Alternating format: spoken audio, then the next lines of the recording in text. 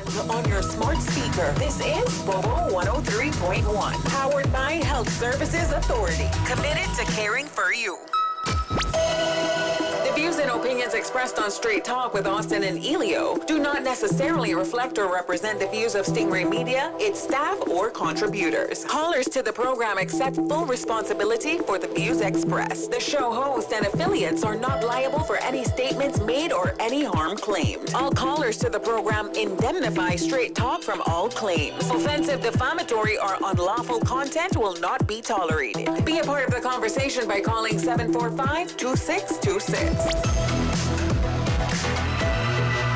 Now, here's Straight Talk with Austin and Ellio on Bobo 103.1. And hello, K-Man, and welcome to another episode of Straight Talk here on Bobo 103.1 FM.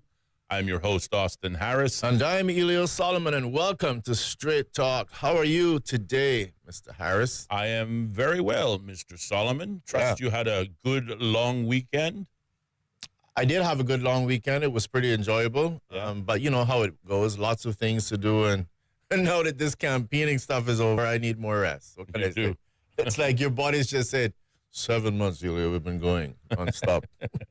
And no matter how much I sleep, it says just a little bit more, I think. Yes, indeed. So I'm calling for it. It's good to be here, though. Good to be here as well. And whilst the past Monday's public holiday kind of surprised both of us, I want to make you aware, perhaps all another one? Listening audience, we have another one coming up around the bend. Not this weekend, as I first thought, but the following weekend, following Monday the 19th, is Discovery Day. So we will have another long weekend in about 2 weeks. I think that's what it is. Yeah, 2 weeks. So many holidays. What exactly will we be discovering? Or was this when we were discovered? When we were discovered. Oh, okay. When we were discovered. Okay. And I think the next holiday long weekend after that will be in June, which will be the 23rd of June, which is the birthday for His Majesty King Charles III. Someone was saying to me, Ellio, we got lots of holidays. You're absolutely right. But I noticed after July or something, I could have the month wrong. Nothing happens until November. Yeah, no, at some point in time, I think you might be right in July. Let me just so the request is we petition the new government to stick a holiday or two in there. Yeah, July 7th is Constitution Day, and that is the only long weekend for the month. And I do believe you are absolutely 100% correct. Nothing between July and November. Nothing between July and November. The next long weekend will be November the 10th for Remembrance Day. So surely we can find something to put between July and November. What do you say? We'll be lobbying the new government. Sure we could. You know, celebration of maritime past. I'm thinking. Yeah. Sorry, I couldn't resist. Yeah, it's very possible. You know, when ships used to come here, that sort of thing. You remember those days when they used to visit on a weekly, daily basis. It could be like a Remembrance Day. It will be a Remembrance Day. Maritime Remembrance Day. Yeah. Right, quite right. Yeah. You know, it's only half funny when we make those kind of jokes. Yeah. But yeah, we'll have to wait and see what the next couple of months will bring in. We'll see what happens. Referring to cruise tourism and whether or not the cruise lines have finally gotten the message from the people of the Cayman Islands that they're not wanted and maybe even decide to just pull Take their us off the itinerary together. There you go. There you go. I read somewhere, I don't remember where it was that I read, but you might be able to confirm this, but whilst the Cayman Islands is a desired port of call, it costs the cruise ship money to come here because it is a deviation off of their otherwise route through the Caribbean. Their route, once they get south of Cuba, is almost a straight line from Cuba straight onto the Eastern Caribbean. And, of course, stopping off and seeing us requires a slight trek north, and that results in additional fuel costs. But obviously, I stand to be corrected on that. Yeah, all I do know is, and I'll see if I can find the article. I saw an article today. I'm going to see if I can get I want to try to quote the. But one of our listeners, while you're finding that, suggested we could find a new holiday and call it Truth and Reconciliation Day in there as well. Yeah, somebody said, well, what we can do is, while we're looking out to sea, see if a ship comes in, we can smoke a spliff. Oh, my, I can tell you what I was going to say. Yeah. Oh, Lord. But, on that point, I had this conversation also on the weekend that a lot of people believe that the yes vote on the decriminalization of cannabis will result in just that, people having the freedom to smoke a spliff or, a joint, whatever nomenclature you want to give it, in public places. And that's simply not true. As we stated in the educational process prior to the referendum, decriminalization does not mean legalization. The drug itself is still illegal in the Cayman Islands, and certainly it remains to be seen if the new administration will take up the recommendations provided to it, or the guidance, rather, provided to it through the referendum to make changes to legislation that will remove it as a Schedule I drug, specifically from the standpoint of a criminal record. But the drug itself still remains illegal, and if you're caught with it, presumably after changes may come with more than the small amounts, which is yet to be determined under Cayman law, then you could in fact still face, legal challenges and problems. Certainly a fine is what as we talked about the example in Jamaica, what it was amended to. But I just want to state unequivocally, the referendum produces nothing but guidance for the next administration who were today sworn in. But certainly a yes vote to cannabis doesn't mean people will be able to light up on street corners or public places or otherwise. And if they do, well, I wouldn't advise it because I'm sure they'll all get arrested. Well, that'd be the argument now, right? It's like, hey, what are you doing at Spliff? Didn't they vote yes? I thought they voted yes. Yes. Well, so either way, it's going to be a wonderful discussion because I think clearly many of us could see where rigidly, strictly what you're saying is absolutely correct, that many will feel that that is the natural process and pathway that we are already embarked on. And that if the government goes ahead in terms of the decriminalization, ultimately that is where it's going to lead. Right. So again, discussion is a big word. Yeah. But it remains to be seen. As it remains to be seen, and by the way, I'm referring to this article in thestreet.com. It remains to be seen on many different things. In this particular case, as you're referring to, what's going to happen with the marijuana issue? Is the government going to move forward on it? Because I can tell you, there's a lot of items in this country that needs to be done, very important. One that comes to my mind is people losing their homes. Yeah. Because banks can almost do whatever they want to do. That's one. But it's going to be very interesting to see what happens in relation to the marijuana and what's going to happen in relation, in this particular case, to cruise tourism. In thestreet.com, this article published May 5th, again, quoting from the Carnival Cruise headline, specifically saying that, if they expect that the government will honor the wishes of the public on that no vote. But made it clear that in so doing, they need to understand that they're pushing the cruise lines further away. Yeah.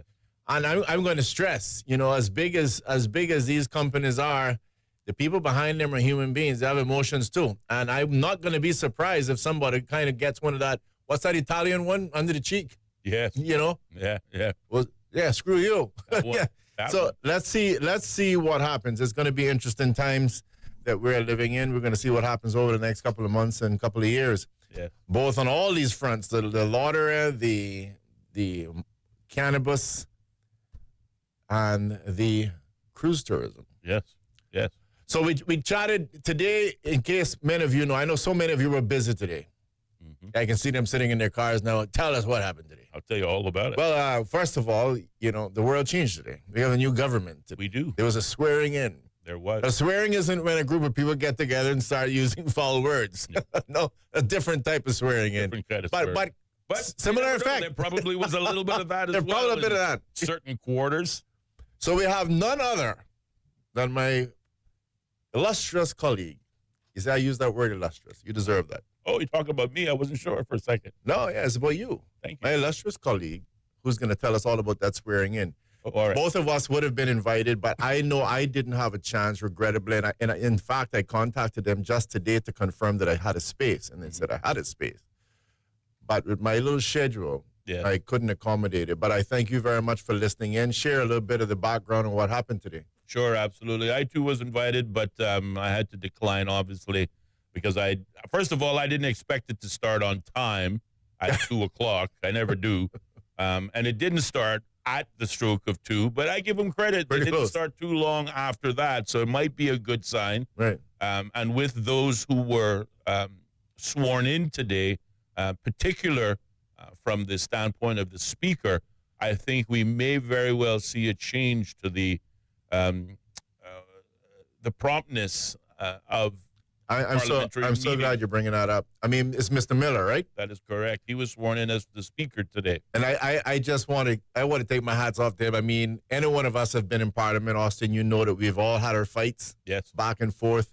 We try to keep it civil. Sometimes it leaked in to the kitchen room or to the dining room. But Mr. Miller is a very stickler for time. He's wonderful in terms of all the details, standing or I can't possibly think off the top of my head of a better person to be the speaker. So congratulations to Mr. Miller. That's a very good choice by the government. Kudos to them. And hopefully that good trend continues. Hopefully it does. And since you started with the speaker, let's start there. Obviously, Ezra Miller, a veteran politician and legislator, having first been elected to the now constituency of Northside in 1984. He served from 1988 to 1992 as Minister of Health and Social Services, and then he returned from 2009 to 2021. During that period of time, he served as chairman of the Public Accounts Committee, which I was privileged to be a member of on the tail end, 2017 to 2021, serving under the distinguished leadership of Mr. Miller. And to your point, not only is he a stickler for time. If the meeting is going to start at 10 o'clock, it starts at 10 o'clock. And whilst he has been known to give a period of grace or a grace period for those latecomers, as you point out all the time, if you arrive on time, you're already late. Right. In his book. And that's something he believes in wholeheartedly. But he is also a stickler for the parliamentary rules and procedures, knowing the standing orders, I believe, like the back of his hand. I'm not going to be surprised. He'll be calling point of order. He probably will be. But in his acceptance speech today, which was extremely short for a speaker, we've heard past speakers drone on at great length to wax lyrical, but not Mr. Miller. Funny enough, I watched it over YouTube, and he seemed more preoccupied at keeping the wig hair out of the side of his mouth. He kept pushing it off to the side. So we'll see if he will choose to wear that wig going forward. But interesting, as it relates to the wig, it was the last speaker, the Honorable Sir Alden McLaughlin, who broke protocol and just said, I'm not wearing this thing. His hair was far too pretty and delicate to be messed up by a wig. So he wore it, I think, at the swearing in when he first took over the speaker's seat. For photos. But every other parliamentary meeting after that, he didn't wear it. Off with the wig. So off with the wig, it was said. So maybe Ezra Miller will take that position as well. But Mr. Miller's speech, again, extremely short. And in it, he called for unity, respect, and dignity amongst parliamentarians. Now, because of the shortness of this speech, it was under 3 minutes. With your permission, for those persons who may have still been at work whilst the swearing-in ceremony was taking place, I propose we just listen to it again. Absolutely. So here it is. Mr. Miller, Mr. Ezra Miller, the new Speaker of the House of Parliament. Honourable Chief Justice Margaret Ramsey-Hale, Honourable Premier Andrew Ebanks, Honourable Leader of the Opposition Joy Hugh, Honourable Ministers of Government, Honourable Members, distinguished guests, members of the public, good afternoon. It is with a profound humility, personal honour, and with sincerest gratitude that I accept this role of Speaker in this honorable House. While it is expected by many that it's by its very nature, this House of Parliament is one of conflict and advocational debate, I would hope that we can grab this opportunity to follow the theme of this year's Emancipation Celebration: unity, strengthening our legacy. May I be so bold as to suggest we make respect and dignity our manual in debates. On the very, very rare occasion that I may be called on to exercise the authority of this position, I pledge to judge with candor, to admonish with friendship, and to reprehend with mercy. I would like, on this occasion, on behalf of the member for Northside and myself, to recognize the head boy, Mr. Rashid Watler,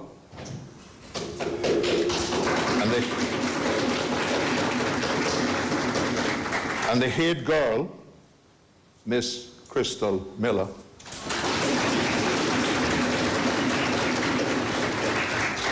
from our alma mater, the Edna Mile Primary School. In closing, I congratulate each of the members on being elected to this honorable Parliament. Thank you. And there you have it, the very short and concise speech, acceptance speech from the new Speaker, the Honorable Ezra Miller. And of course, we noted, of course, you know, it's going to be a very special day for him and his family. Of course.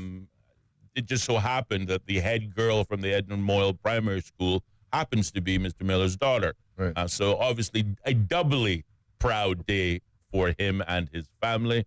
And certainly all of the new MPs who were sworn in perhaps for the first time, as well as a number of them, a great many of them, who were being sworn in for the second, a third consecutive term. And I will just add as well, I mean, hearing him speak, I could definitely hear a genuine and an honesty there coming out when he talked about, you know, the pride of being selected as the Speaker.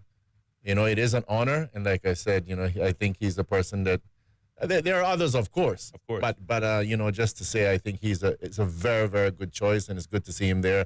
And I'm sure he's going to make a big difference. No, I definitely second those remarks. I agree with you, I could not think of a better person who could occupy that seat other than Mr. Miller. For the new MPs, he will be a guide, and certainly for the incumbent MPs, he will be a strong hand in the event of any disorder, which he anticipates there will be rare occasions. Let's hope that is the case. I certainly wouldn't recommend any MP try the patience of Mr. Miller, for he is certainly no slouch. Agreed. Also nominated and elected to the Speaker role is the position of Deputy Premier, and that one went to Deputy Speaker. Deputy Speaker, thank you. Deputy Speaker, and that one went to Georgetown West opposition member Perlina McGaw-Lumsden. Oh, wow, really? Yes. So all right. a first-time MP got sworn in today and was nominated unanimously, I dare say, without opposition to the Deputy Speaker position. So congratulations likewise go out to Ms. Perlina. All righty. Congratulations. That's amazing. It is. It is. Also, at today's swearing in, of course, was an opportunity to swear in the next premier. Mm-hmm. And of course, everyone had the expectation it could only be one person, and that is, of course, the leader of the new coalition, which, by the way, we talked about it on Friday. They changed their name to the Caymanian Coalition Party, right. But perhaps the references to CCP finally descended or dawned on them. I don't know. But at a meeting rally over the weekend, Mr. Andre Ebanks and his new team announced the new name of the government, and they will be called the National Coalition for Caymanians. So NCFC, I think it is, NCFC, National Coalition for Caymanians. And speaking at a meeting in West Bay over the weekend, Mr. Ebanks stated that, well, first of all, it was a name that was proposed by Ralston Anglin, who again has once again been elected to office, having served in the past. And it takes into consideration a reflection of the partnership between the Cayman Islands National Party, CINP, the Caymanian Community Party, TCCP, and the trio of re-elected independents in the makeup of their new name, which will be the National Coalition for Caymanians. So that is the name for the new government. And NCFC, adding an additional, alphabet to the traditional 3-alphabet acronym that has been the norm. At today's, again, nominations and swearing in, we had 2 persons vying for the role of premier. As I stated, whilst everyone anticipated it would be one person and one person only, obviously commanding the majority, that would be, of course, West Bay South MP Andre Ebanks. The opposition decided to, I guess, break with tradition or perhaps present a sign an of things to alternative, come, by presenting an alternative. Yes, the now deputy leader of the opposition, the Honorable Kenneth Bryan, nominated Joey Hugh as premier, again, perhaps to reflect what numerically represents the will of the people after the election, with the PPM winning 7 seats compared to 4 for the 3 other groups, the CNP, the TCCP, and the independents. So Joey Hugh was nominated as well. Normally, the election for a premier is done largely by a verbal yay or nay process, where the clerk will then ask members by name how they vote, yes or no, and they will do so.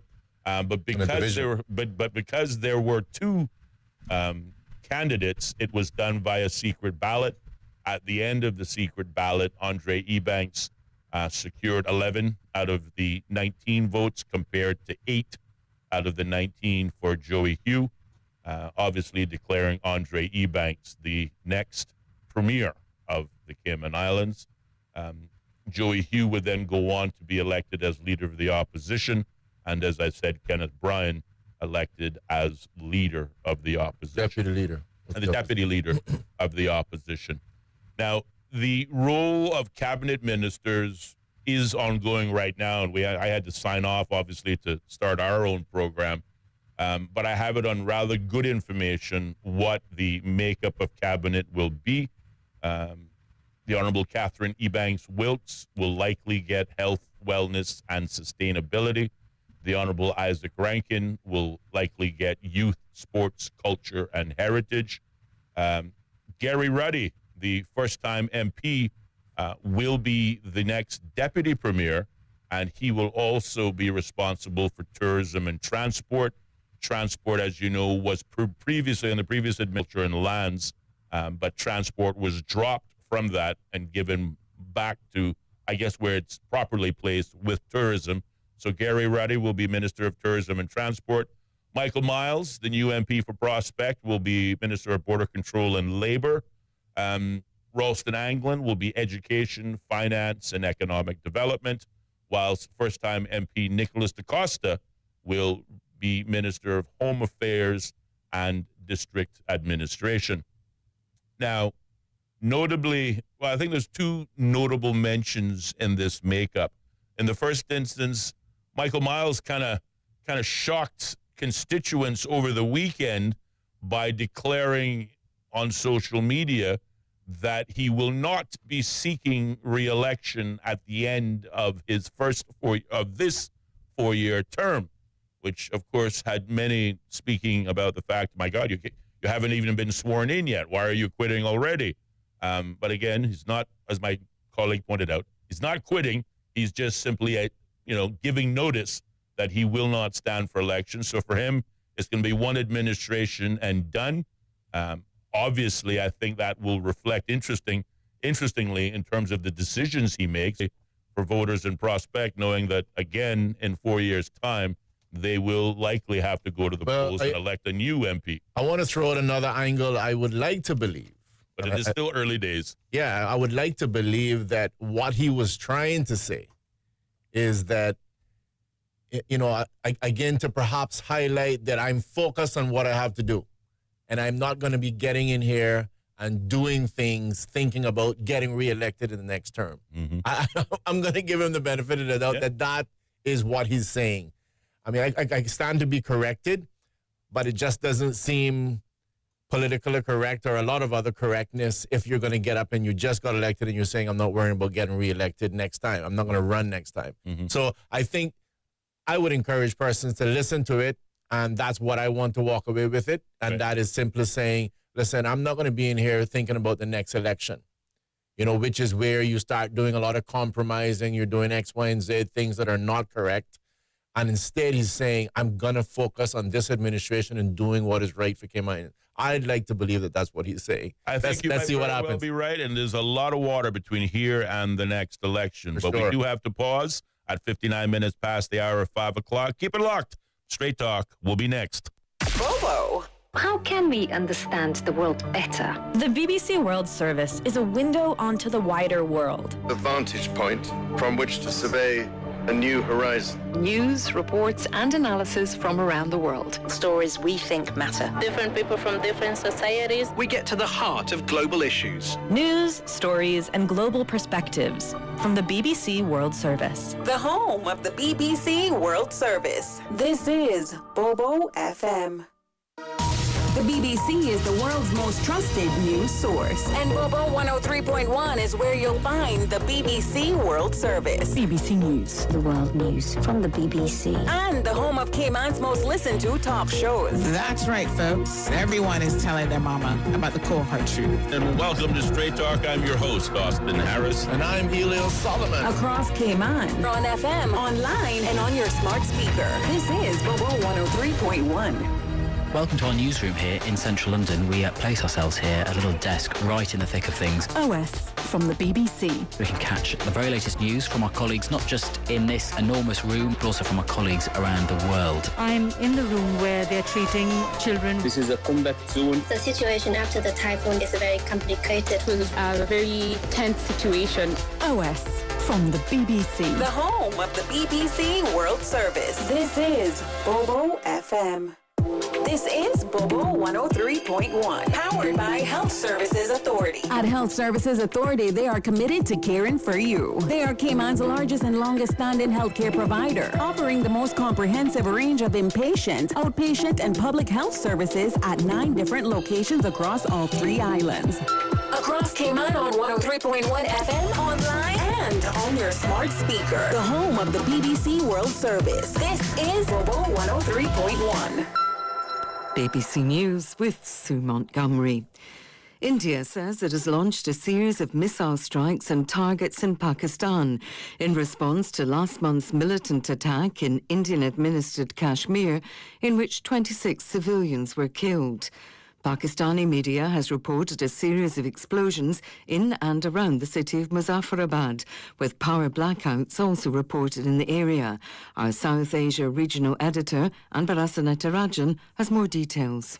The dramatic escalation comes in the wake of worsening ties between India and Pakistan after the attack on tourists in Indian-administered Kashmir 2 weeks ago.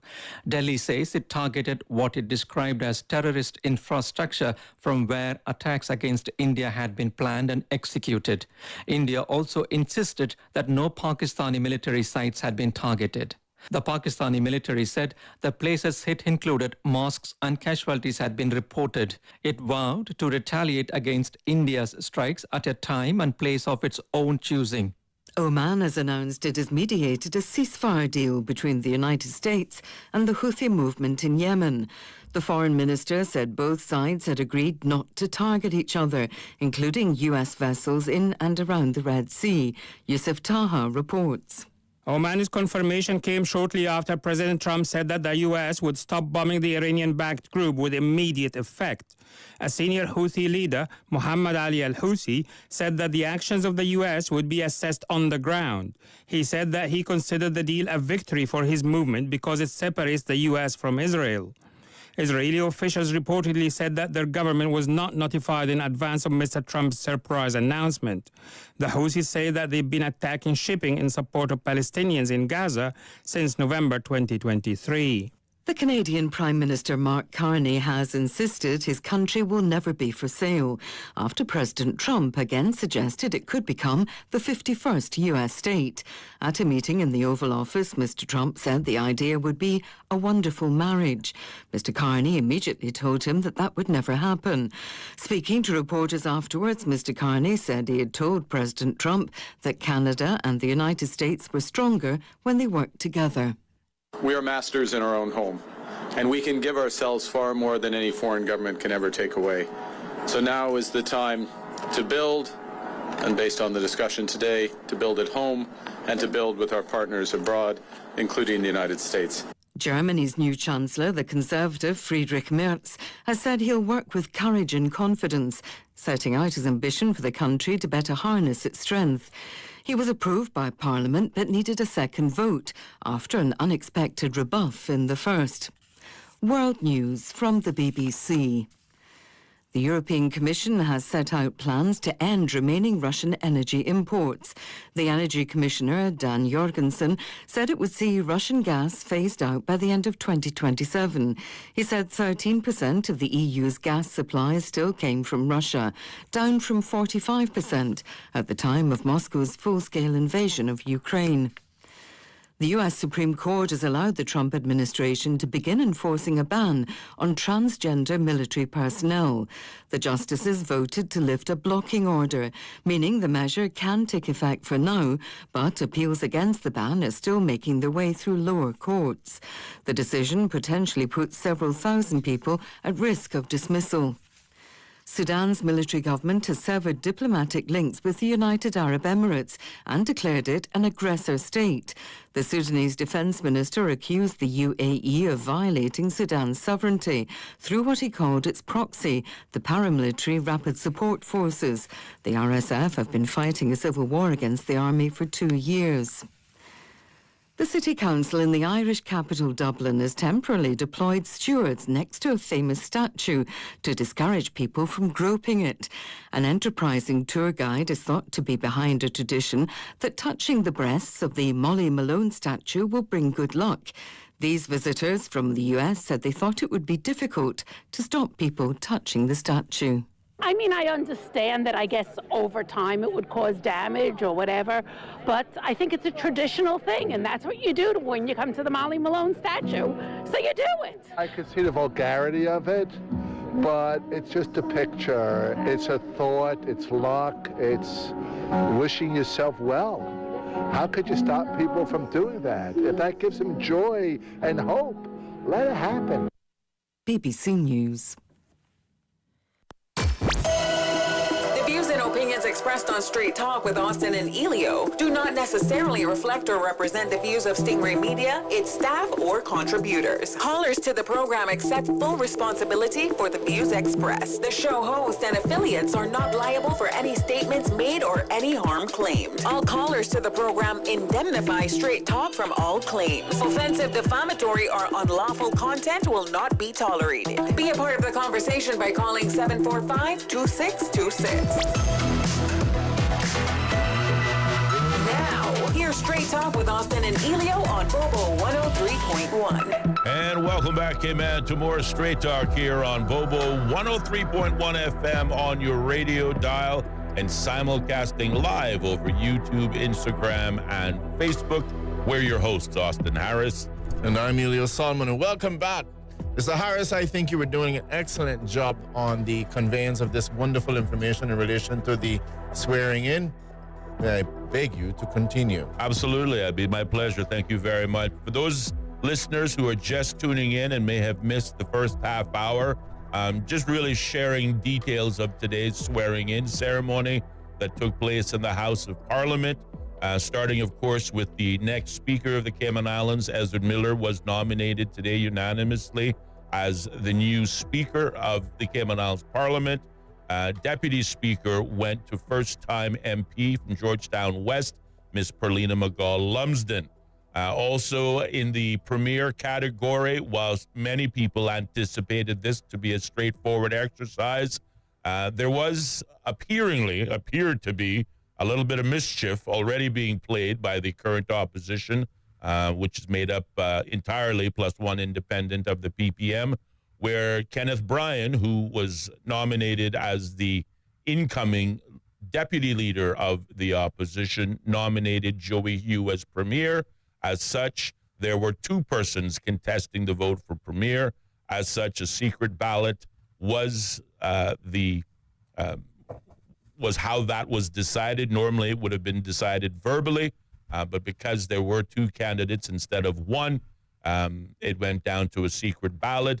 Not surprisingly, though, Andre Ebanks, the elected MP for West Bay South, won by 11 votes out of 19, whereas Mr. Joey Hugh, the MP for Georgetown North, lost by 8 votes out of 19. However, he would go on to be elected as leader of the opposition, and again, as with Kenneth Bryan, elected as deputy leader of the opposition. Yeah, two things I'd like to jump in and say about that. I mean, one is, yeah, definitely, if you're going to have something as important as your premier, in terms of more than one person being put up, yeah, they're going to have it for the secret ballot, because there might be legitimately some people that doesn't like the idea of this person being the leader, but they're not going to be honest if it's a public thing. No. And so they offer the secret ballot so that these other individuals can have that confidentiality, that secrecy, to be able to vote their real conscience. Yes. And in this particular case, it all went to Andre either way. Again, Kenneth Bryan, in terms of nominating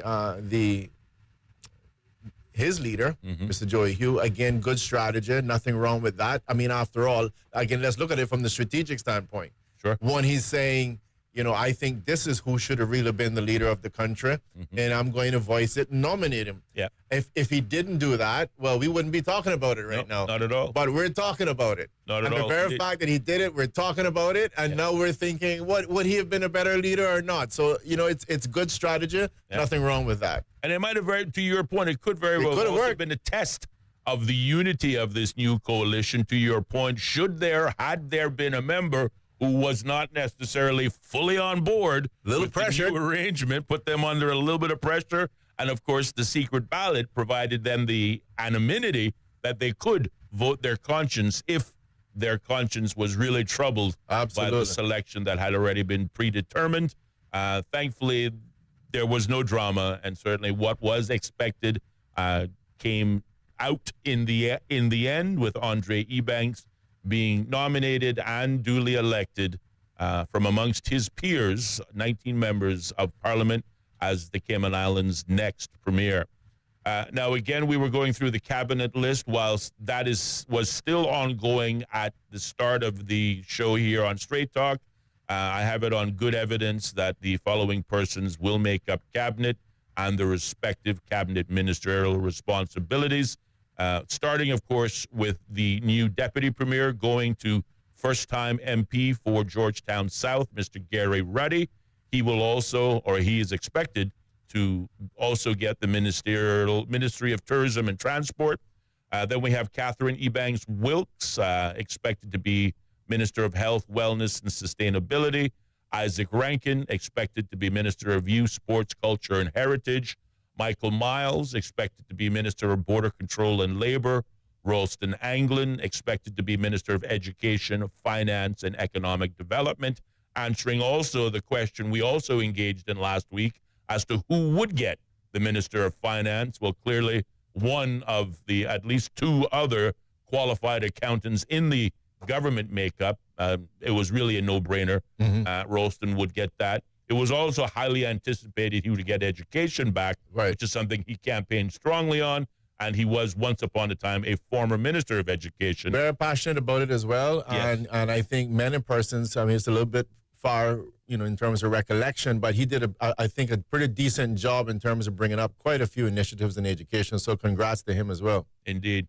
I would note that the premier will also get ministries, and I'm going to assume he will get financial services, having previously held it under the previous administration prior to his departure, along with 3 other MPs in November of 2024. I'm glad you bring up the leader, because typically in most of the countries, whoever actually takes the premiership actually ends up holding on to Minister of Finance as well. Yes. Even if it's somebody else doing the work, right? They hold the power of it. So, interesting. It was interesting. And again, in this context, I think the new, let me get the name right, it hasn't stuck in my mind yet, the new National Coalition for Caymanians, which, by the way, that was also the other point we made in the last half hour. The coalition government adopted yet again a new name over the weekend. They moved from the Caymanian Coalition Party to the National Coalition for Caymanians. So as a result of that, I think they really are drawing from the professional strengths and or academic strengths of their existing members. And certainly, Mr. Anglin, no criticism there. No surprise would he be made Minister of Finance. Yeah. And certainly the Premier, Honorable Andre Ebanks, likely to receive financial services again. But I say likely in these cases because I have not officially heard it, but this is what I expect to be the outcome.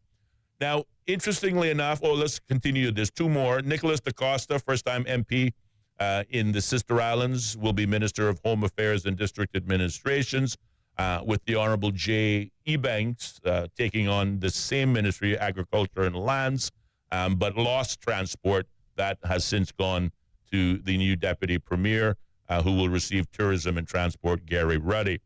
Now, one thing of... I got to just say, congrats to him as well, right? Sure, absolutely. He really had a stellar campaign run. Some people said, he really made a gutsy statement at the Chamber Candidates Forum at the end, where he thanked, I think, his other 2 challengers with him, or competitors, saying, thank you for coming, thank you for your recommendations. But sorry to be the bearer of bad news. Sorry to be the bearer of bad news, but I'm going to win. Obviously, seeing the future. He was right. He was absolutely right. And from the resounding round of applause in which Mr. Ruddy received from the gallery, when he did swear in, obviously the crowds in attendance today, both inside and outside the House of Parliament, seemingly overjoyed. Well, I can't that he won. I can't refer to him as Peanut anymore. No. Unless Sir Peanut. It could be the Honorable Peanut. The Honorable Sir Peanut. But the Honorable Gary Ruddy, I mean, I've known the gentleman for a long time. An awesome guy, very, very friendly. And, a wonderful human being, a wonderful person. So I'm wishing him all the best as well. Yes, no, indeed. Now, noticeably absent from the makeup of cabinet, many would say, would be the former Premier Wayne Panton. Now, normally I would be inclined to, make today about, good news. And I would not like to mar it with, perhaps, that pesky detail of fact. But I understand through reliable sources, and again, I state for the record that I have not been able to confirm this firsthand, so I am going to deal a little bit in rumor on this program, which, as we've stated on many occasions, is something that we as hosts and certainly as a guided platform will tend to stay away from. But this is politics, so, sometimes where there is smoke, there is fire, and that smoke is sometimes referred to, in other words, as rumor. But according to reliable sources, Mr. Panton finds himself under, some scrutiny, frankly. He's currently under investigation, according to sources, for having unlawfully released confidential government documents under the previous administration, which is in breach of the UK's Official Secrets Act. And as such, he was previously recommended for a cabinet post But unfortunately, Her Excellency the Governor refused to assent to it based on those ongoing investigations. So that is what the street is saying, the political street. Wow. And again, I received this information from two very reliable persons, and I certainly otherwise wouldn't even venture off into this territory had I not received that information. But if anyone's wondering why Wayne Panton is missing from the cabinet makeup, there is a possibility that he himself might be under investigation. Well, that's a surprise. It is a surprise. Wasn't expecting to hear that. And certainly it is something that will unfortunately cast the first dark cloud over the new incoming administration. And that got me thinking in terms of, okay, so if it is true, what could that breach have been? And if I, go back in the old data bank that is the brain and trying to remember, if you remember back in 2022, there was the leaked Auditor General's report, which was entitled The Dubai World Expo and the Cayman Islands Overseas Offices. This was a move made by the former administration, again, which I was a part of, that sought to open offices in Hong Kong, Brussels, and Washington, D.C. That report was, in fact, leaked in the public domain, which prompted the then Governor Martin Roper to make, public statements suggesting that obviously the leak was, in fact, a breach in government confidentiality, and one in which he and the government took seriously, and it would be investigated. To my memory, and again, going entirely from memory, that was the only case in which a otherwise confidential government document was, in fact, leaked or released in the public domain. I thought it might have been the Regen contract also, or not contract, but the Regen Auditor General's report. Again, I'm 50-50 in my mind whether that actually was leaked or was, in fact, done so under standard usual protocol. But only the opening of offices in the overseas area of Hong Kong, Brussels, and Washington did the governor come out and speak out against. So perhaps the rumor of the scrutiny of MP Wayne Panton and why he didn't get a minister's seat, and any truth to the rumor, again, I state for the record, that he is under investigation for breach of the UK's Official Secrets Act. Well, perhaps that's maybe what is tied to. I'll just jump in here to say this. I mean, I've been in similar situations before, costly, I would say, politically. But I think it would be unfortunate if what you're saying, is in fact true, because the very fact, I think I need to highlight, I mean, the fact that somebody's under investigation doesn't mean that they're guilty of anything. Correct. Right? An investigation is just that. It's an investigation. And this is why, if that is the case, I'm not necessarily sure, and I've been against the British on this before. If there's under investigation, then why, but under what means does that mean that you absolutely can't say the gentleman's going to be a minister? Mm-hmm. I don't agree with that. Mm-hmm. Now, it could be the group decides for whatever reason to do that, but it definitely shouldn't be coming from the governor's office, at least as far as I'm concerned. Mm-hmm. An investigation is an investigation, and a man is innocent until he's proven guilty. There's nothing wrong right now. Somebody can come in here and investigate us for anything. Yep. I'm investigating you, Austin, for X, Y, and Z, because somebody told him something. Mm-hmm. And I just want to make sure in the clear that as far as I'm concerned, that gentleman or anyone else under investigation is innocent until proven guilty. And I think it should argue that needs to stay in our mind is my simple point. And it would be regrettable if that's the reason why he would not have been given a minister's position, because the individual is innocent, as far as I'm concerned. Indeed. And again, I will state for my own part, and certainly for the interest of this program, that I have not been able to verify these would-be rumors. I don't know it to be a fact myself, but I have received the information from very reliable persons that this is the case. And frankly, I wouldn't be doing my job here on the program if I didn't share it. Oh, yeah. Certainly from the standpoint of, well, it is newsworthy, and we did commit to ourselves, whilst we would not deal in rumors, speculation, or innuendo, we would stay true to the facts, and certainly we would, how should we say, not was stop playing nice after the elections. During the elections, we tried to make sure that we were unbiased and allowed every candidate ample opportunity to get elected. We certainly didn't challenge any of the persons that came in through this studio, and nor did we challenge them in any other venue in order for the spirit of democracy to take its course and allow the people of the Cayman Islands to make their decisions unencumbered by any opinions we might share. But that election is now over. The people have spoken. These persons are our leaders, and we wish them well, because as their success and or failure goes, obviously there too goes ours. So we just we wish them well, and I do hope this investigation is merely rumor and not true.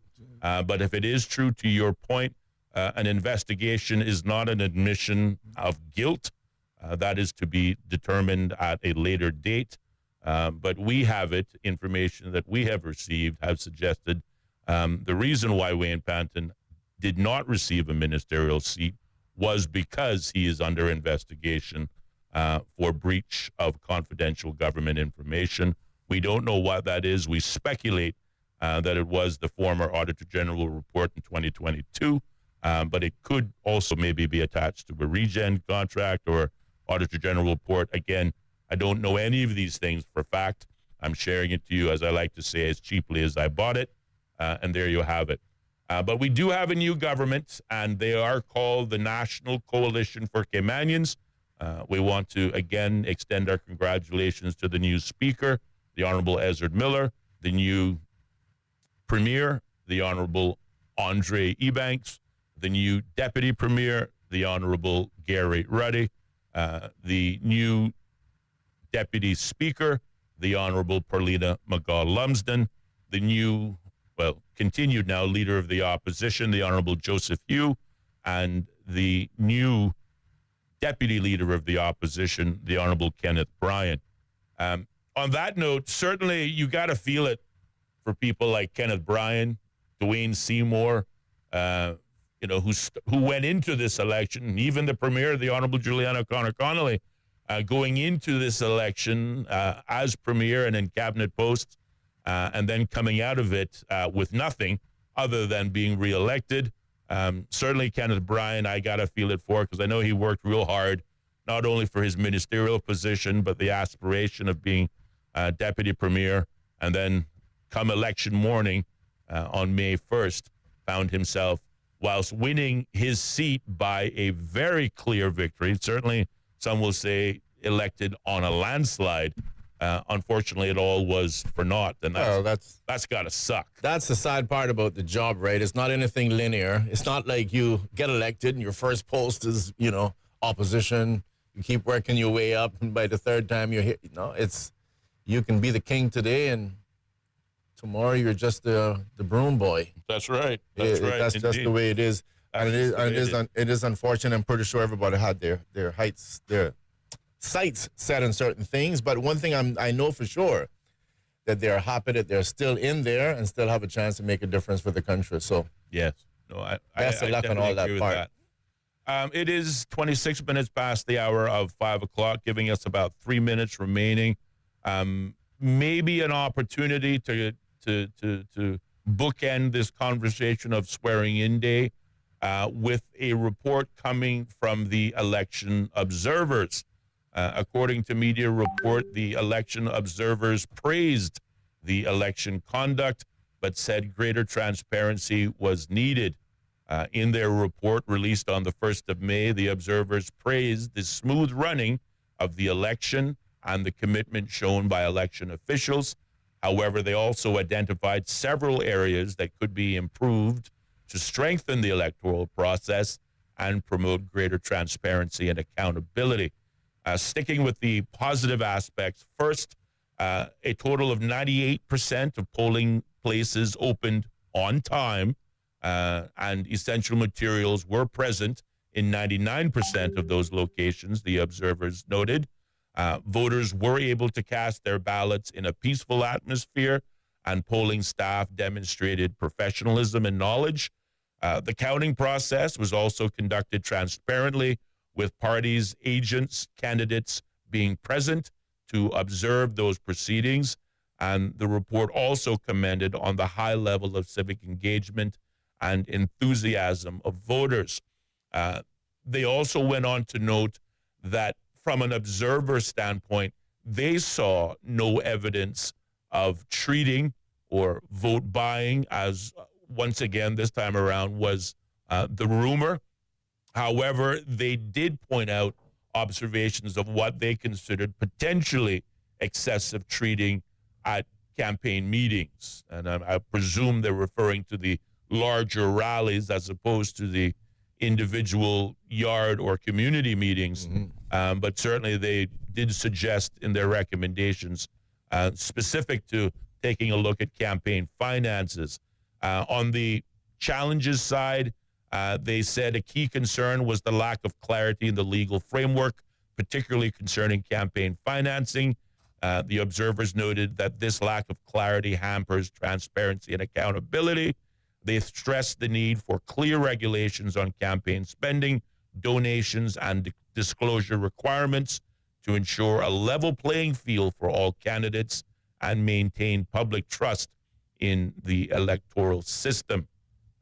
So that's a quick highlight of what the observers noted. There's some further details which maybe we can discuss when we come back from this break. But the phone lines are open, 745-2626. If you want to congratulate those sworn in today, now will be the time to do so. But keep it locked. There'll be more Straight Talk still to come on Bobo FM. More Straight Talk with Austin and Ellio coming up. Be a part of the conversation by calling 745-2626. Bobo 103.1.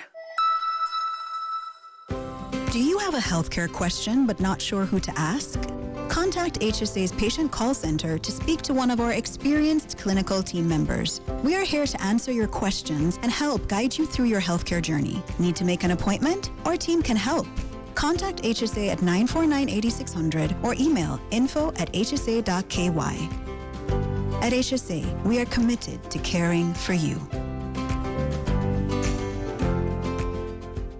Insurance matters. It gives you the confidence to live life as you should, knowing you're protected.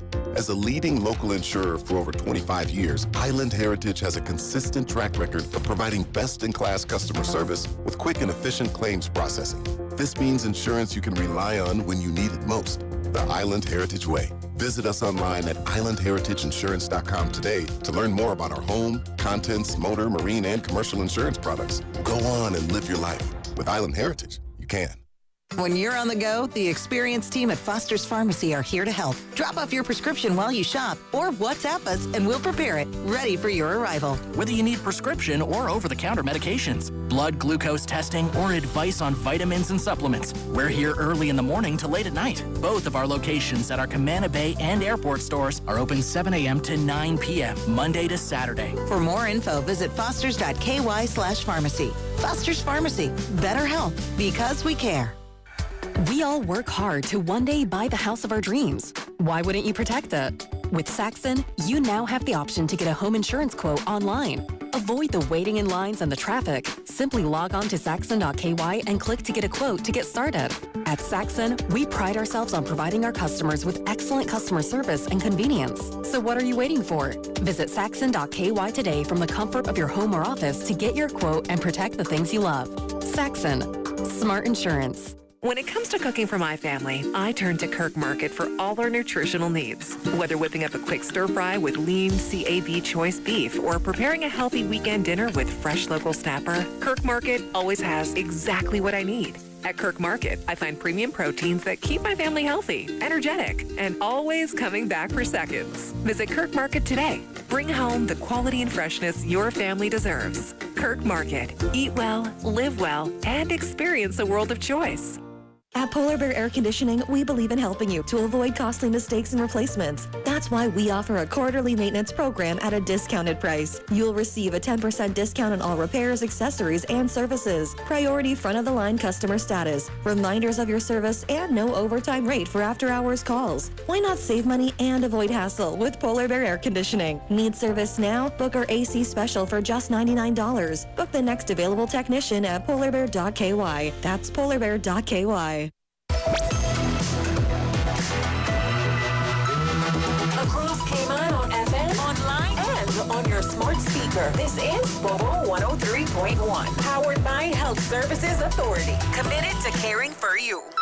The views and opinions expressed on Straight Talk with Austin and Ellio do not necessarily reflect or represent the views of Stingray Media, its staff, or contributors. Callers to the program accept full responsibility for the views expressed. The show host and affiliates are not liable for any statements made or any harm claimed. All callers to the program indemnify Straight Talk from all claims. Offensive, defamatory, or unlawful content will not be tolerated. Be a part of the conversation by calling 745-2626. Now, here's Straight Talk with Austin and Ellio on Bobo 103.1. And welcome back, man, to more Straight Talk here on Bobo 103.1 FM on the radio dial and simulcasting live over YouTube, Instagram, and Facebook with your host, Ellio Solomon, myself, Austin Harris. The phone lines are open at 745-2626. For those of you who may want to take the opportunity to congratulate those MPs and now cabinet ministers who were sworn in today in their official positions as the next government of the Cayman Islands, going under the name the National Coalition for Caymanians, a name change that was decided over the weekend. Likewise, if the phone lines aren't your thing, you can certainly take advantage of our version of the 1-800 number by dialing our WhatsApp number, 928-2562. And from there, you can either send us a WhatsApp audio note or a traditional WhatsApp text message. We are, however, unable to receive WhatsApp telephone calls. We were discussing prior to the break the views from the election observers, which on the one hand were very positive and certainly to be expected. However, there was at least one, in my opinion, controversial recommendation or viewpoint that the observers who, hail from the British Islands and the Mediterranean region suggested that the restrictions on the persons who can stand for Parliament, which under the present constitutional requirements require candidates to be resident in the Cayman Islands for at least 7 years before nomination day, with no absence longer than 400 days during that time, and or be of Caymanian birth, was, in their words, significant and arguably unreasonable, suggesting, as others have suggested in the past, that we should somehow make changes to the standards upon which persons can stand for public office. I certainly have strong views on it. I know you do, but Ellio, an opportunity to comment on that. I continue to make these arguments on behalf of my Caymanian family. That's all of you listening, and hopefully many more in the future, that we have to really be strong and understand precisely what the agenda and agendas are in this particular country.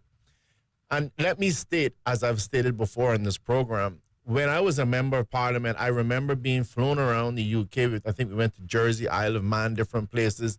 And the whole encouragement there was to have governors, amongst other things, sitting and telling us how people can just come there and after 2 years, 3 years, they're voting, etc. Mm-hmm.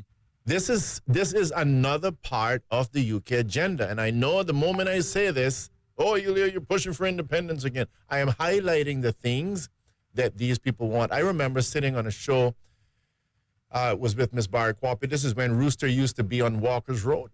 Right, yeah. This was already a discussion. Mm-hmm. They want to be able to have non-Caymanians run for office. Mm-hmm. This is why when I look at things like, our public going to the polls and voting against Cruz. I'm like, do you not see whose agenda you're fulfilling? It's not yours. Right. It's not your agenda. No. You're letting people bamboozle you and trick you and fool you. And we're going to sit here and we're going to allow the same thing to happen in terms of our representatives. And I want to stress again, you cannot call the governor's office, you cannot call the civil service and fire anyone in there. It is the governor's area. It is their purview. Yes. Now, the only group you can fire and hire and fire are your elected representatives. That's the only way that you get the power. Mm-hmm. They're gonna push to continue to dilute that process until at the end of the day, just about anyone in this country has a right to run for office. You see, they've already got bold enough to mention it now in that particular report. It's not going to stop. And if Caymanians don't really learn to stand up for themselves in this country and take a stand, we're going to have problems. You know, I had someone come to me over the weekend. We were at a particular function, and they say, you're talking about some of these foreigners, Ellio. I'm like, yes, did I say something wrong? No, but. I said, but what? And they're going to have a private discussion with me. Mm-hmm. I'm not saying anything that's untruthful, and I'm not saying it in an unkind way. Nope. I'm just telling you that these are things that we have to watch out for. In this particular case, someone suggesting to you that the way and the persons that are allowed to run for office and hold a seat in Parliament is unreasonable. There's absolutely nothing unreasonable with Caymanians running their own country, yes, inclusive of confirming 100% that you are a Caymanian before you can run for office. You imagine the audacity for someone to tell you in your country that that's unreasonable? Yes. Oh, man, come on now. Yeah. Caymanians, how much of this are we really going to take, you know? And again, I want to, again, in a general way, I want to say to you, a person is innocent until proven guilty. This is a presumption of innocence. It's in the law. I'm sure the British knows about this. Mm-hmm. We can't allow them to be pushing our people around and pushing us around for no reason. Mm-hmm. So I get off of that soapbox for a moment. No, man, it's a good soapbox to get on because I certainly share your views and your fears. You know, I believe the day we change the rules for those who have a right to stand for office and remove the Caymanians only provision, if you will, by birth and at least one grandparent who was Caymanian, as well as the other accompanying requirements that they be, again, you know, living and residing in the Cayman Islands for 7 years prior to nomination day and no longer than 400 days before running for public office. I believe those are completely fair, legitimate restrictions and requirements, and so far they have served us well. I fear that the day we change those, in particular remove the Caymanian heritage component, will be the day the Cayman Islands ceases to be recognizable by the rest of us who are generational Caymanians. And we have been slowly but surely etching in that direction. Again, we look at our population, approximately 88,000 people, according to last, give or take, guesstimates and ESO statistics, with 60% of that population being foreign national. Yep. We as Caymanians are now minorities in our own country. Let's take it a step further. Under the previous 4 years, again, we saw work permit numbers go from record-breaking to record-breaking to record-breaking. It's almost up to 40,000 work permits. We also add to that the challenges that the PR system and the application process has come under, largely, again, led by foreign nationals believing that the system of fairness is unfair and needs to be changed, albeit whilst admitting and acknowledging that the rate of approval of persons who apply for PR are being approved at a rate of 2/3. So 2/3 of all applicants receive the PR that they applied for. And that only leads us further down the road. The same people who apply for PR will quite naturally be able to obtain status and therefore naturalization, therefore the right to vote. And arguably, if these changes follow through on somebody else's ambitions, then they will end up with the right to run for public office. And then we will no longer be the Cayman Islands. Let me in my opinion. Absolutely. Let me spell something out and just be brutal honest. Please. Part of the problem that we have in Cayman is that we have no problem to talk about certain minority groups. You know, it's not a problem for us, and I'm generalizing, obviously, not every single person, but we have no problem to talk about, yeah, them Jamaicans doing this, Filipinos doing that, Hondurans doing that, Dominicans doing this. We have no problem to do that. But we can't really, we seem to be unwilling, let's put it nicely, we seem to be unwilling to discuss the other groups, you know. Like you can't have that discussion but an American, you know. You can't have that same discussion about a Canadian. You can't have that same discussion about the British. That puts you in a completely different realm. Shh, shh, shh, Ellio, shh, shh. Yeah. Well, I'm going to tell you that every group is changing Cayman in some way, shape, or another. Okay? Even to the fact that we're living in a society. Listen, when I was growing up, you couldn't listen to Bob Marley. Mm-hmm. Whether you want to say this is right or wrong, I'm just telling you, you couldn't listen to Bob Marley. Yeah. Now the country has just voted to legalize marijuana. I like to say we're a couple miles away from where I grew up. Let's put it nicely.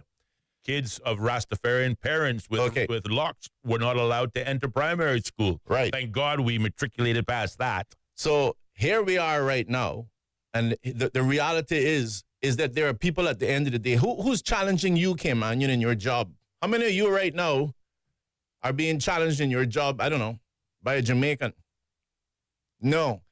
At the end of the day, we need to be able to discuss every group. And one of the things I talked about as the negative for single-member constituencies is that single-member constituencies, amongst other things, amplifies minority vote. So let's just say you have, in one particular case, let's use the marijuana, seeing as how it's passed.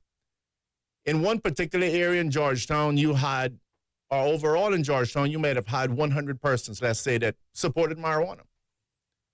This was not an issue when 5 or 6 or 7,000 people went to the polls in Georgetown and voted. That was a minority voice that had almost zero impact on the election. But now when you got single-member constituency, you got people winning in an area with 200 to 300 votes. Mm-hmm. Now you're talking about amplifying the voice of that 100 persons. And this is the same thing. What did we see in this election?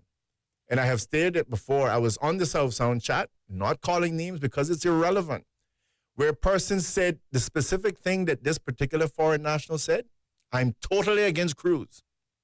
I don't want Cruz. And it doesn't matter what argument is presented, I am going to be against Cruz.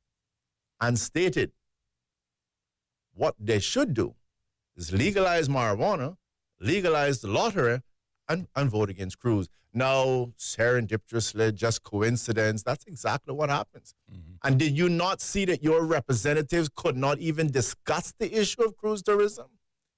Because their votes are depending on these same persons. Yes.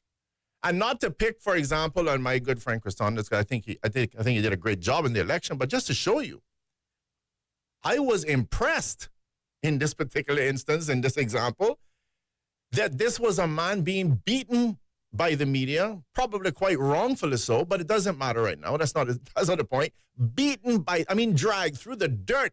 They still voted him in. Yep. And you know why? Just to the same point that Mr. McLean talked about. There's a lot of Jamaican voters in that Bordentown West. Yes. And they're not going to let him go. Nope. And I'm trying to show you, you can take it as a good or you can take it as a bad. The same reason we could not hear arguably from any voices, with the exception of one or two, including Mr. Brian, being one of them, you couldn't hear Kwehe, as they would say, on the whole issue of Cruz. Yeah. Because in order for them to win in these particular areas where the minority voice has been amplified, they had to keep their mouth shut. And arguably sing the same chorus, sing the same songs. So I'm going to tell you again, Caymanians, you can say what you want to say about me. You can say, Ellio, shh, shh, shh. I'm telling you, it's not only Jamaicans, etc., that's changing up this country. And the ones on the lower ends, we can deal with that rather easily. Mm.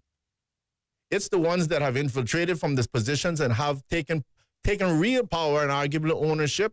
And this is not an anti-foreign thing, because I want to stress there are a lot of good foreigners in this country. But I am never going to say that a foreigner that comes to this country that says, I'm against Cruz, but vote for lottery and vote for marijuana, I can't possibly tell you that that person means this country well. I'm just giving my opinion. Bury me with it. Yes.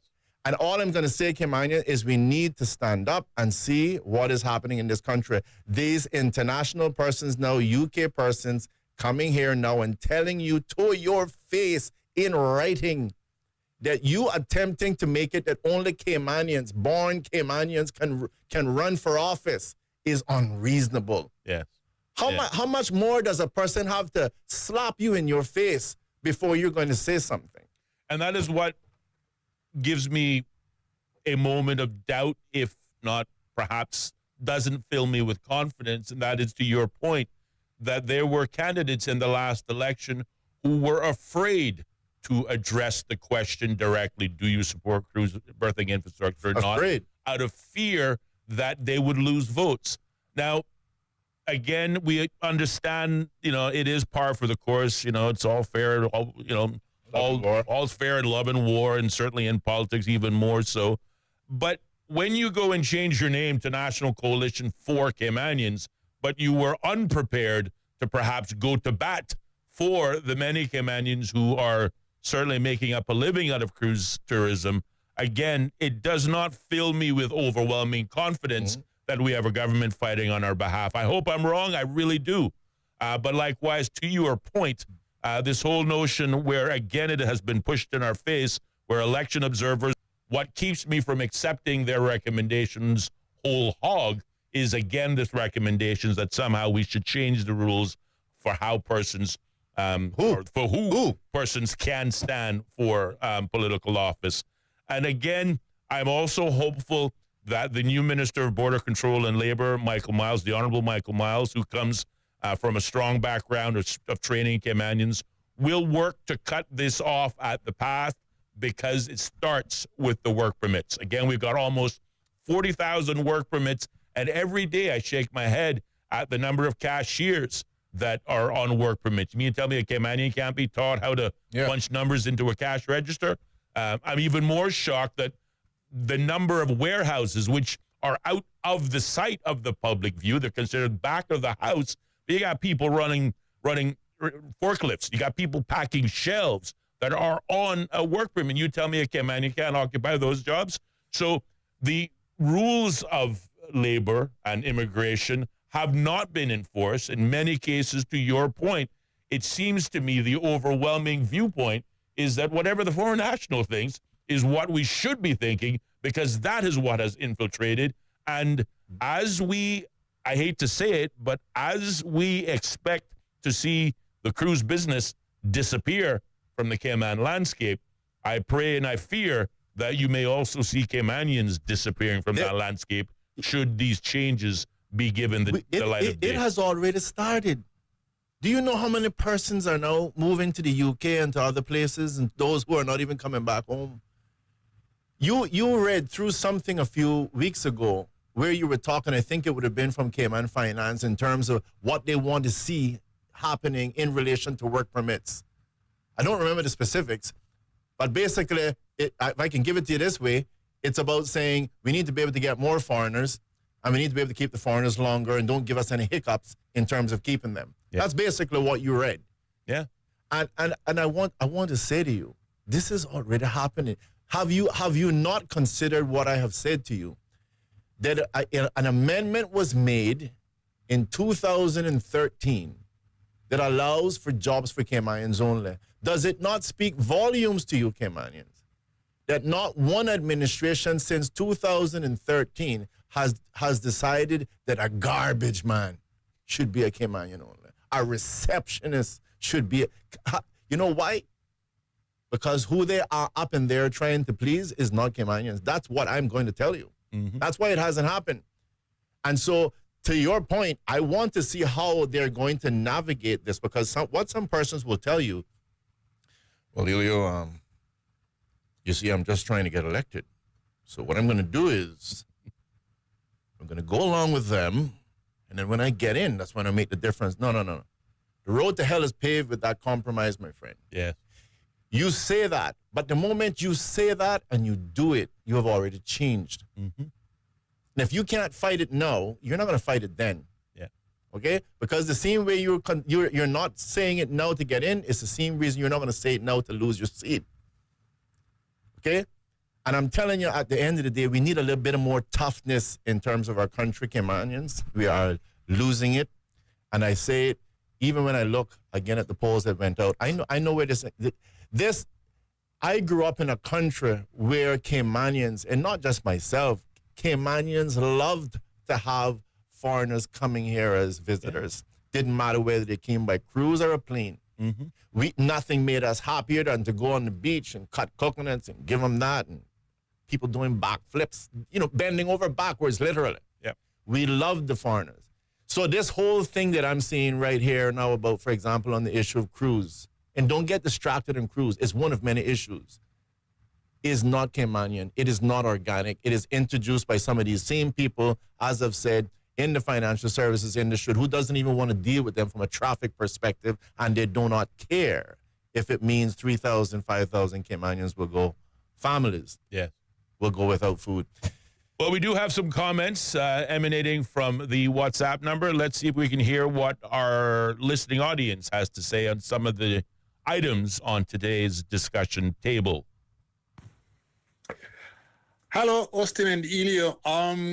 I just joined you. I was watching our good swearing-in ceremony. I hope that doesn't wind up to be a charade, and in the end, nothing is done. But I maintain the hope that it will be different this time. You see, the problem is that successive governments in the Cayman Islands have not tried to emphasize with the UK that Cayman is a small, vulnerable society where the indigenous people are a minority. If they can just drum down that message, then every time you deal with any subject matter, be it immigration, be it work permits, be it elections, then you will be making the UK understand that we can't always do the things that are done in the UK. This is a small, vulnerable society. 100,000, which is like less than 1%, and yet they try to tell Cayman different things. Government has to say Cayman and other vulnerable overseas territories are vulnerable, and all these so-called international standards, well, some of them are good, but there are some which won't fit in the Cayman Islands. Otherwise, forget about it. You might as well just get ready for the time when Caymanians will be either 2, 3, 1% to a point where they will almost disappear.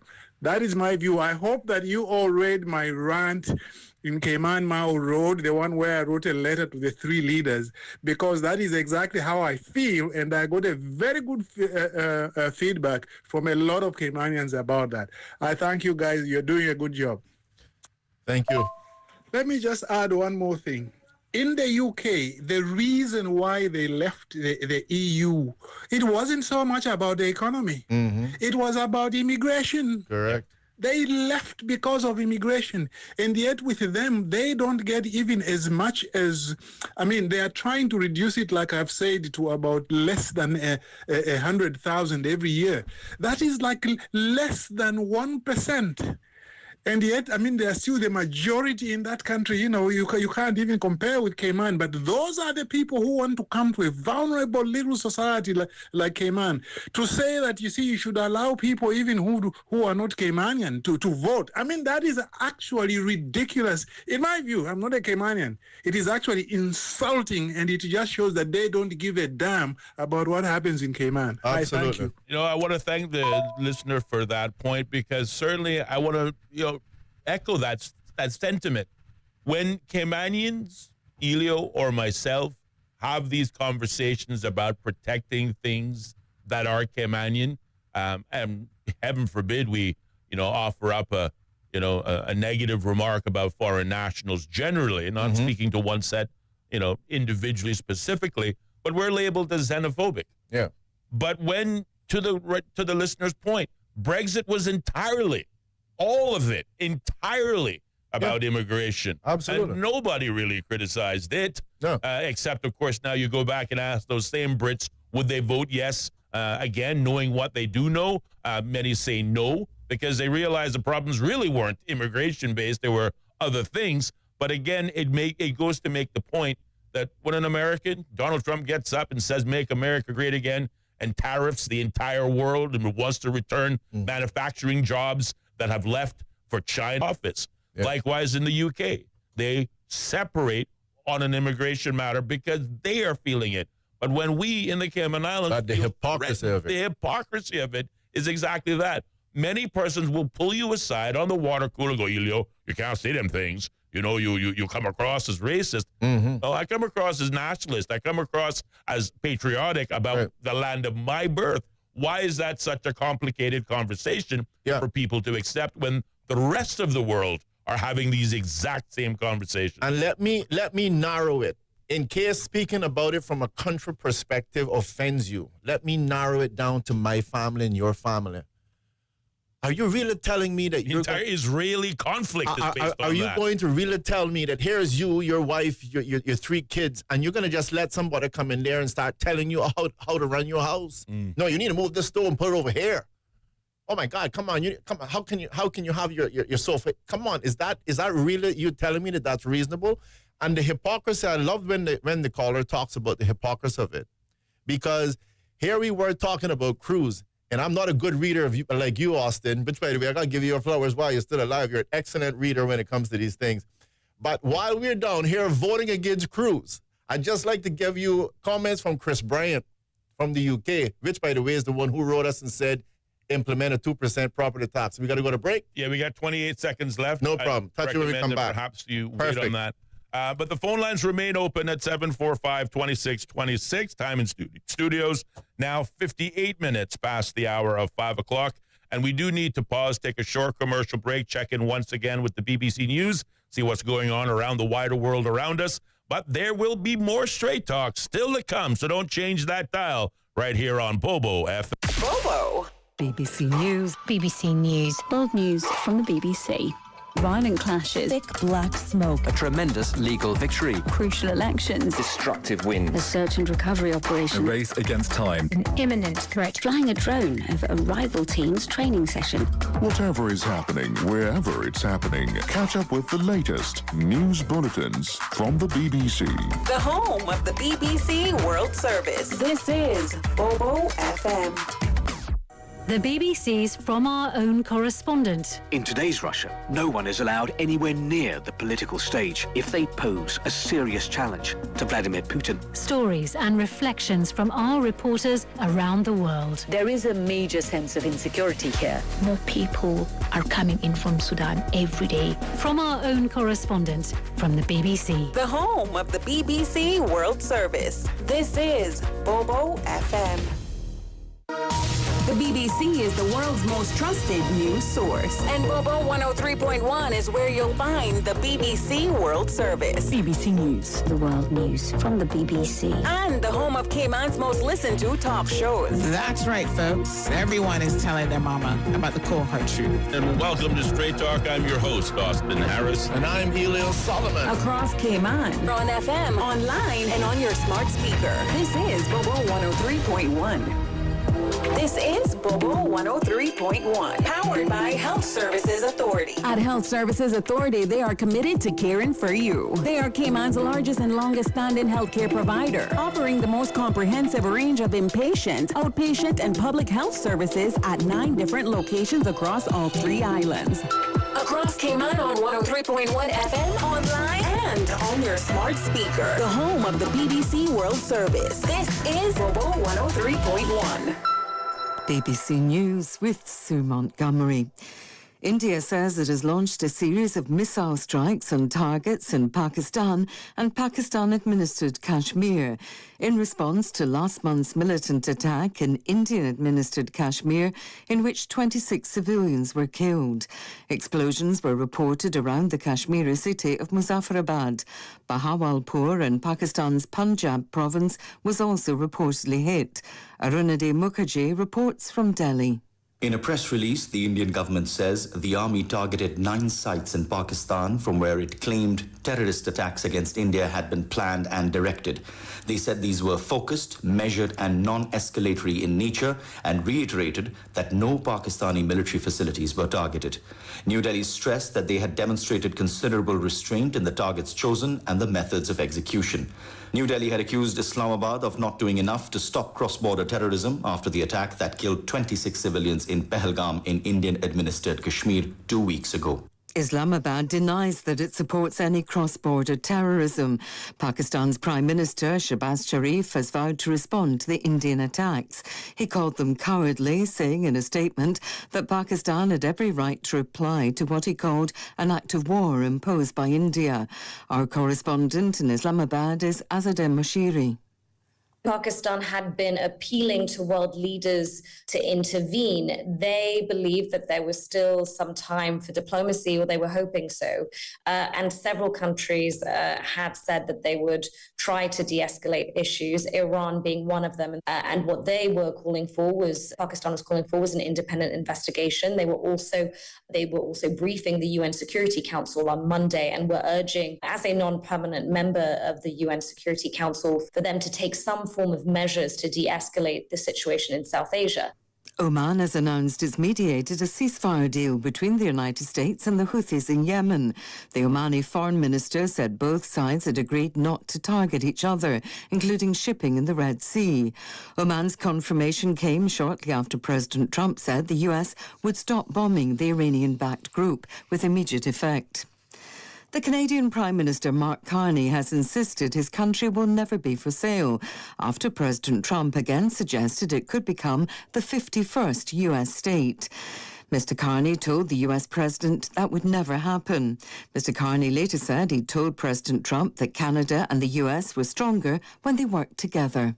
We are masters in our own home, and we can give ourselves far more than any foreign government can ever take away.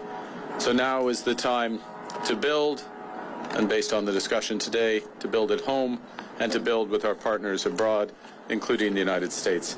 BBC News. Germany's new Chancellor, the Conservative Friedrich Merz, has said he'll work with courage and confidence, setting out his ambition for the country to better harness its strength. He was approved by Parliament but needed a second vote after an unexpected rebuff in the first. The head of the European Commission, Ursula von der Leyen, said she looked forward to working with Mr. Merz first has allowed the Trump administration to begin enforcing a ban on transgender military personnel. The decision potentially puts several thousand people at risk of dismissal. President Trump signed executive orders targeting transgender personnel in January, saying they undermined military preparedness. 16 people have been arrested and 3 million pills containing fentanyl have been found in what officials say was one of the largest ever drug operations in the US. Large amounts of fentanyl pills and powder, methamphetamine, cocaine and heroin were seized in 5 western states. The British veteran natural history broadcaster Sir David Attenborough has attended the premiere of his latest film, Ocean, highlighting the perils facing the world's seas. Sir David, who turns 99 on Thursday, described the documentary as one of the most important in his career. Justin Rolat was there. First to arrive, hundreds of children from schools across the country, plus another very special guest, Prince William, who joined Sir David himself for a matinee performance. After living for nearly 100 years on this planet, I now understand the most important place on Earth is not on land, but at sea. The film will be in cinemas nationwide from Thursday. Sir David is in campaigning mode. BBC News. Opinions expressed on Straight Talk with Austin and Ellio do not necessarily reflect or represent the views of Stingray Media, its staff, or contributors. Callers to the program accept full responsibility for the views expressed. The show host and affiliates are not liable for any statements made or any harm claimed. All callers to the program indemnify Straight Talk from all claims. Offensive, defamatory, or unlawful content will not be tolerated. Be a part of the conversation by calling 745-2626. more Straight Talk with Austin and Ellio on Bobo 103.1. And welcome back, K-Man, to more Straight Talk here on Bobo 103.1 FM with your host, Ellio Solomon, and myself, Austin Harris, as we also simulcast live over YouTube, Instagram, and Facebook. If you are just joining us, we were chatting in the last half hour on the Commonwealth Parliamentary Association and the set of observers that came to Cayman on their observer mission on the last elections just held in the Cayman Islands, and they almost had our full support with their viewpoints and their recommendations following the report that were issued on May the 1st, until they called the restrictions that presently exist on who can stand for Parliament as significant and arguably unreasonable, being again adding their voice to the long list of chorus of those persons, largely foreign persons in particular, who have made recommendations that we should somehow open up the opportunity for non-Caymanians to stand for election, a viewpoint. They just couldn't help themselves. They just couldn't help themselves, and as such, well, that's another observer report that will go in file 13, along with some of their other good recommendations. Well, definitely one. Clearly, that was just the other recommendations to me now are window dressing, because the true purpose is what is being made in their viewpoint to amend the restrictions who can stand for public office. The agenda is being revealed. It is indeed. And I want to continue where we left off just before the break in relation to some of the hypocrisies. Again, it was voiced very eloquently, articulated by the previous caller who sent in a voice message. But before I forget, and I need to do this now before I forget, I want to just, and please join me. I know you want to join me. I do. But I want to take this opportunity to wish my good friend, new friend, and a wonderful person, Miss Jackie Simmons. Again, today is her 75th birthday. Oh, yes. I've had the pleasure to spend a lot of time with her. She is one of the most loveliest persons I've met in the world. I just want to wish her a sincere happy birthday. And again, she is the mother of both this Monique Hamilton Simmons as well as Mr. Basil Hamilton. Yeah. And again, I just want to wish her a sincere happy birthday, yes. 75th birthday. Happy birthday, Miss Jackie. Hope it's a wonderful day. And sorry to have to go on the trail end of that and back to this flogging, but I want to highlight to the people of this country, again, the hypocrisy that you get in the UK. I remember when we were negotiating with the Chinese, and you had the governor, for example, again, talking about, oh, yeah, no, we're not going to have this, we're not going to have this. But while that was occurring, while they were killing us here for these negotiations, go back and check the history, you will see that the UK was rolling out a red carpet for the Chinese. Our caller talked about immigration and how Brexit, the fundamental reason why Brexit was implemented was to deal with the foreigners, the influx of foreign nationals in the UK. That's why the majority of people voted yes for Brexit. And now I want to just show you, again, this hypocrisy. Before the ink could dry on your vote, where approximately 70% of you went out and voted against Cruz, Mr. Chris Bryant of the UK, who, by the way, was one of the persons that wrote us while we were in office, telling us that we must implement a 2% property tax on all of you, which we fought and we won.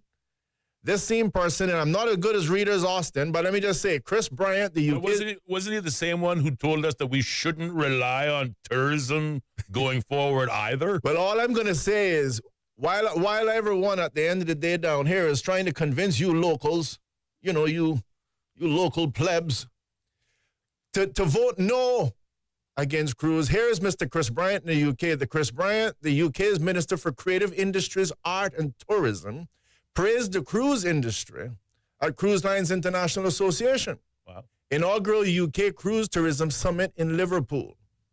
The summit brought together industry leaders alongside government, representatives from the UK devolved administrations, as well as ports and visit groups. Together, they discussed how cruise can be at the heart of the UK government's upcoming tourism strategy and how they can work collaboratively so the cruise industry can help the UK government achieve its aim of boosting inbound tourism to 50 million people a year by 2030. I can continue on. But all I'm going to tell you is, while we're voting away 5,000 Caymanian jobs and killing the cruise industry, because if people think that the billion-dollar cruise industry have no hearts behind it, no emotions, that they're not going to want to give you an Italian under the cheek and say, oh, you don't want us?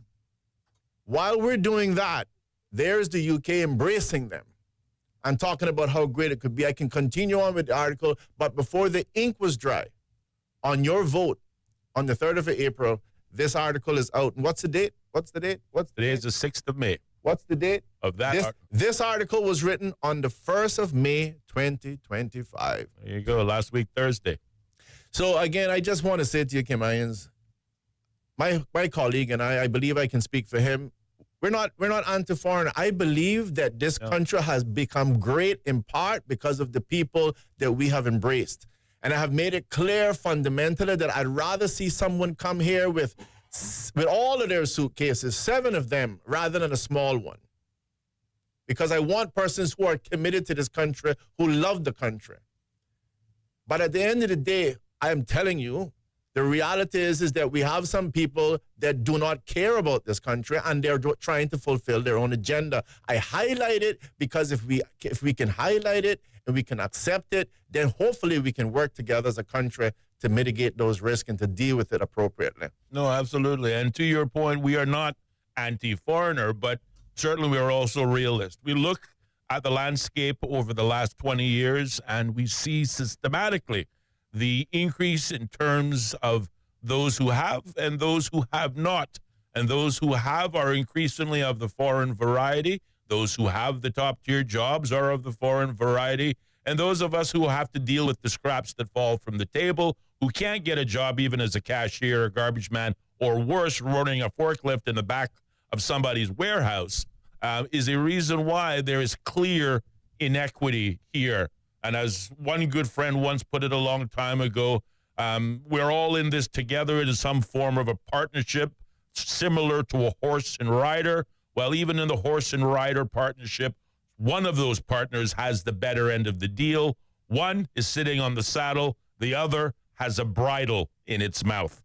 You can figure out which one we think we fall in now. And again, with work permits almost surpassing 40,000, with 2/3 of all permanent residency applications being approved, and with a resident population of some 88,000, showing foreigners in 60% majority with Caymanians in the 40% minority. If we allow this trend to continue, then we will be on that wall somewhere. As you remember when Cayman was filled with Caymanians way back when? That is what we can look forward to, similar to, unfortunately and regrettably, the position on cruise berthing and the outcome of the referendum. I think the voters are going to get exactly what they voted for, and they're not going to like it. The cruise lines certainly are in a very real position now after 20 years of debating and discussing and negotiating and begging and trying to encourage.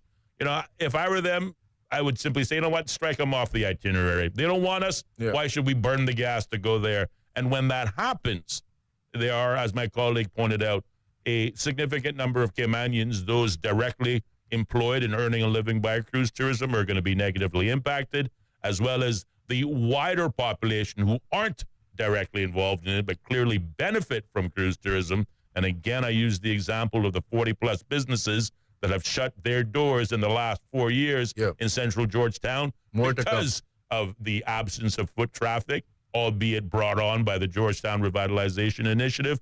All of that will be expanded exponentially. And then I only ask then, who will be our savior and rescuer? But we do have a number. Before you do that, I just want to give one injection there. Yeah. When I talk about persons coming here with a large amount of suitcases versus a small one, you talk about PR, Mr. Harris. I want to show you how you can shortlist that and separate the small suitcase versus the large amount of suitcases. In order to get your PR, are you willing to renounce your nationality somewhere else? Yeah. Yeah? Let's make that a requirement. There you go. You want to be Caymanian? You can only have one passport. You can only have one. Yeah. Oh, yeah. I bet you that was shortlisted. Yeah, quite right. Yeah, let us know. Right. Let us know if you agree with that one. Yeah, I like that one a lot. 745-2626 is the number. Want to hear your thoughts. Going to comments from the listening audience, largely from WhatsApp.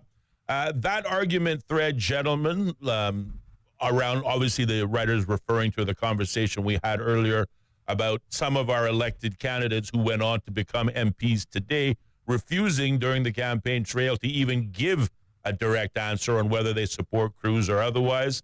Writer says that argument thread would be why Gary Ruddy, the new deputy premier, refused to take ports under his portfolio because he's afraid to tackle the Cruz issue under ports because of his South Sound voters. Again, we didn't hear the confirmation of the ministerial responsibilities, but I was under the understanding that Mr. Ruddy took over tourism and transport, which also includes the ports itself. But obviously, this writer who wrote to us at 10 to 6 may know more than we do at this present moment, but we thank them for those remarks. Another writer says, Ellio, the government does not necessarily have to follow the outcome of the referendum questions. Remember, it was non-binding. Hold on a second. Austin. I don't mean to laugh at you, listener, but that one was I really wonder what world that we're living in. If you're thinking that we have spent $1.2 million to have a referendum, and that 70% of the people of this country is going to go out to the polls and vote in favor or against anything, and that your elected officials, who is too fickle, too afraid to even comment on it when it wasn't voted. Mm-hmm. If you think that those same people are going to go, screw that. Yeah, we need it. We're going forward. Yeah.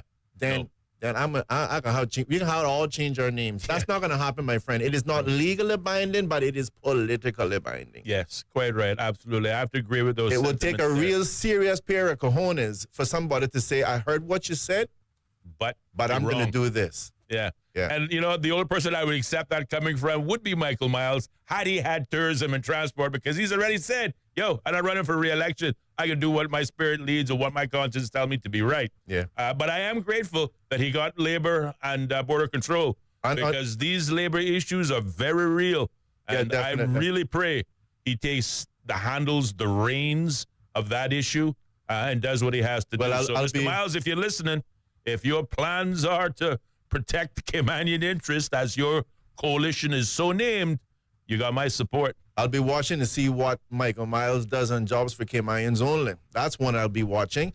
And on the issue about Mr. Ruddy getting the tourism versus the ports, I don't think anyone's going to be able to escape this. Let's understand. First of all, as minister, this case, Deputy Premier and Minister of Tourism, he's still going to have an issue and a comment on the ports. Yeah. So you can't escape this, and we'll be able to sit there and watch it. And so will all the other ministers when it comes at some point in time to the respective decisions that has to be made on behalf of the country. Indeed.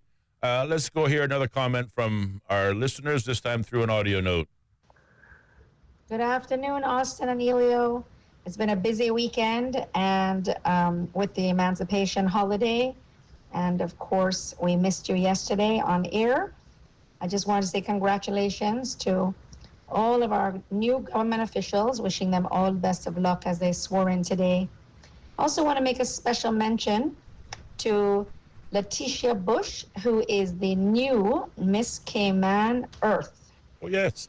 She was crowned over the weekend, and I attended the event. It was really lovely. So thank you very much, and I'll continue listening and enjoying. Bye. Bye-bye. You're going to get her here on the program, Mr. Harris? No, absolutely. And I do apologize. We did receive a contribution from those involved in Miss Earth during our last show. Mm-hmm. But for whatever reason, the context of our discussion didn't allow for the introduction of it. And I wanted to introduce it today, but as we see again, the whole swearing in process and everything else sort of, took us entirely in a different direction. But yes, congratulations to the new Miss Earth. And yes, you can have our commitment that we will be reaching out, hopefully through, persons who will, give us the right numbers or right contact person to have Miss Earth here on the program with us. 745-2626 is the number. 21 minutes past the hour of 6 o'clock is the time, giving us just over 7 minutes whilst we have remaining. And whether you want to call up and offer up a commentary on whether it be the referendum outcome and the likelihood or probably the expected position that whilst non-binding, the certainly new government administration will accept it as binding. And to your point, when 70% of the Caymanian voting population votes one way, it'll take a certain rare breed of politician to go in an opposite direction. Yeah. Another writer says, well, maybe you guys need to accept it too. Obviously referring to the referendum outcome. We do accept it. It is what it is. We don't believe it was the right decision. And again, history will maybe bear this out to be the case. We would never be ones to wish harm on this country, but unfortunately, I believe harm is on its way nonetheless, and it will be a direct result of that referendum. But I pray I'm wrong. I really do. The writer does go on to say, though, I do have a question for you, gents. These folks that work in crews for $15 out of $80 for a tour, couldn't they work with stayover guests and collect 80 out of 80? Or is this some unknown group of people who provide tours and excursions and does business with stayover? And no, I'm not talking about the hotels. Well, again, I just want to address this. Well, you can certainly have an opportunity. But I will say this to the writer.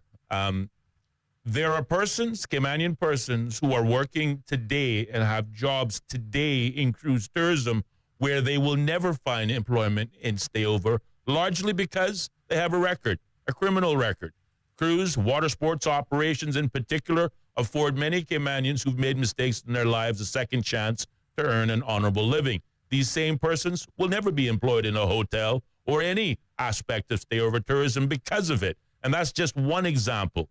As far as the breakdown in terms of pre-booking versus on-the-ground booking, I've never once taken the argument that that's fair, and certainly would be something that I would offer up as better terms of negotiation should exist.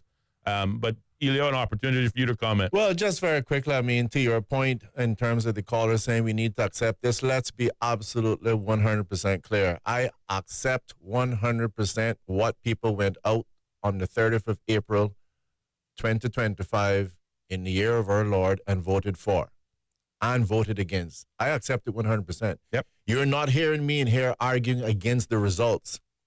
But I can tell you, until I feel it's time to stop, I will continue to tell you what I think is going to be the ramifications of it and hope and pray that I'm wrong. Yeah. Okay, but I accept the results. Indeed. Going to the phone lines. Good evening, caller. You're on the air.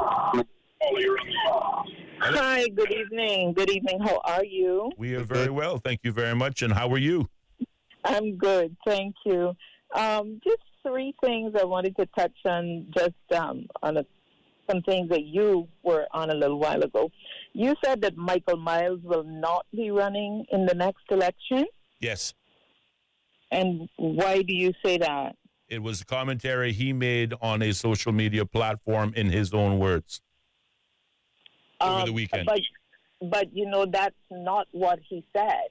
And he has strongly rejected and even went back and put something on social media. What Michael said, I'm not running for the next election. I am working for now. In other words, he's not going to spend this 4 years contesting the next election that comes around in 4 years' time. He's putting his head to his hands, shoulders, whatever, to the grindstone, working now.